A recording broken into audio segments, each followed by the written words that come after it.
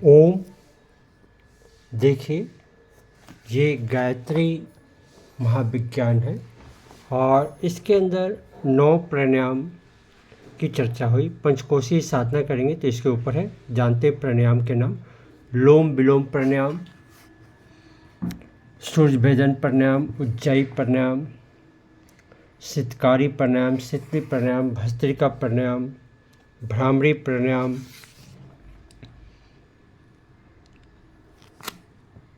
मूर्छा प्राणायाम, प्लावनी प्राणायाम। ये गुरुदेव ने अपने पंचकोशी साधना में इसके वर्णन किए हैं।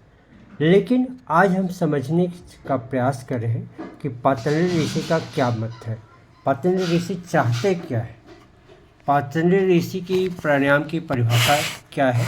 अगर ये बात समझ में आ जाए तो अपने जीवन में परिवर्तन हो जाए। तो पतंजलि ऋषि के जब आप योग सूत्रों की अध्ययन करेंगे तो उसी में एक योग सूत्र है। साधन पाद के द्वितीय अध्याय के 49वें श्लोक में एक सूत्र की व्याख्या आती है: तस्मिन् सति श्वास प्रश्वास गति सश्वास प्रश्वास गति विच्छेद प्राणायाम। मतलब प्राणायाम की जो उन्होंने परिभाषा दी है, प्राणायाम श्वास मतलब खींची जाने वाली जो सांस है उसकी बात कही है, तथा प्रश्वास छोड़ी जाने वाली सांस को कहिए का अवरोधन को आप रोक सकते हैं के साथ नियमन दे, कोई नियम दे। इसका अभ्यास तभी करना चाहिए जब आसन में पूर्णता प्राप्त हो जाए। ये बहुत बड़ी बात है कि आसन की पूर्णता के बाद आपको प्राणायाम की मतलब जो है अभ्यास करना चाहिए। इसको उन्होंने एक बहुत बड़े सूत्र में इशारा भी किया। इसी को जानने के लिए और आगे के सूत्रों को देखना: प्रयत्न शैथिल अनंत समाप्ति भ्याम।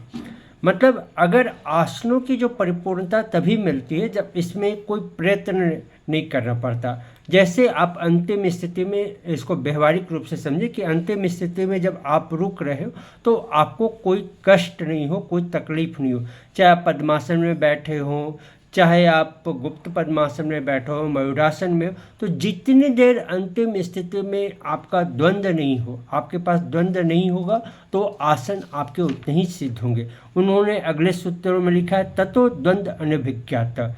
उसके पश्चात साधक की द्वैतता जो है द्वंद्व युग्म से अप्रभावित अबाधित हो जाता है। मतलब हम लोग क्या करते हैं कि आसन करेंगे तो ये कष्ट होगा, ये तकलीफ होगा, हम कैसे रोज करेंगे, इतनी सारी द्वंद्व हैं, मानसिक द्वंद्व हैं, शारीरिक द्वंद्व हैं, हम कैसे होगा। इस द्वंद्वता को पार करके जब यात्रा होगी तब आपके उसके बाद प्राणायाम की शुरुआत होती है, प्राणायाम को स्थिर करने की बात होती है।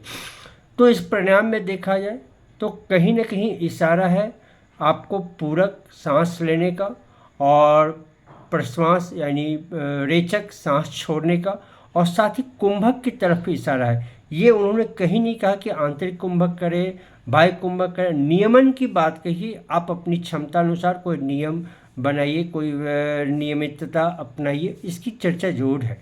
और इस सूत्रों को सारे सूत्रों के संदर्भ में जब समझते हैं तब प्राणायाम करते हैं। अगर इसी बात को देखा जाए, पतंजलि के सूत्र के अनुसार देखा जाए तो क्या कपालभाति प्राणायाम से केवल कि सांस छोड़ने की क्रिया है तो शुद्धिकरण क्रिया हो जाएगी। पतंजलि ऋषि के अनुसार कपालभाति नहीं है। तो ऐसे आप देखेंगे, आपको यहाँ ये सूत्र की बात है कि प्राण को कैसे अभिवर्धन करें, जीवनी शक्ति को अभिवर्धन कैसे करना है, तो प्राण को समझना होगा। प्राण को अभिवर्धन करने के लिए सूत्र को समझना होगा। अगर आप आसन में कभी भी रुकेंगे, आप किसी भी आसन में रुकेंगे तो प्राणायाम स्वतः होने लगेगा। ये भी बात बहुत ही सच है कि पतंजलि ऋषि ने ये बात कहा कि जबकि मान लीजिए पद्मासन में आप आधा घंटा रुकते हैं तो आपकी पद्मासन में प्राणायाम की गति स्वतः आपकी प्राण जो है ऊँची ओर जाएगी। ये भी बात उतनी सत्य है। तो प्राणायाम को करने से पहले इन सूत्रों को जरूर ध्यान में रखें ताकि ये सूत्र आपको समझ में आ जाए कि प्राणायाम है क्या। क्योंकि श्वास प्रश्वास का गति विच्छेद तभी होगा, तो गति विच्छेद तभी होगा जब कुंभक होगा। और कुंभक क्यों किया जाता है ये जानने की बात है। बहुत लोग बोलते हैं कि दमा के रोगी को कुंभक नहीं करना चाहिए, उच्च रक्तचाप के रोगी को कुंभक नहीं करना चाहिए, ये डराने वाली बात हो जाती है। अब यहाँ बात एक को मैं समझाने का प्रयास कर रहा हूँ कि जो सांस बाहर आप छोड़ के 2 सेकेंड 4 सेकेंड रुकेंगे, तभी तो आप ब्रह्मांड से बहुत सारी नई ऑक्सीजन का स्रोत खींच पाएंगे। नहीं तो जो ऑक्सीजन की जितनी मात्रा आपको चाहिए शरीर में, जितनी आपको प्राण चाहिए, वो नहीं आ पाएगी। उसी तरह से जब सांस छोड़ के थोड़ी देर अपनी क्षमता अनुसार रुकते हैं, तो प्राणों का जो अंदर में जो आपस में जो मतलब जो है ट्रांसफ़र होता है, वो गति बहुत अच्छी हो जाती है। तो ये 2 नियम याद रखेंगे।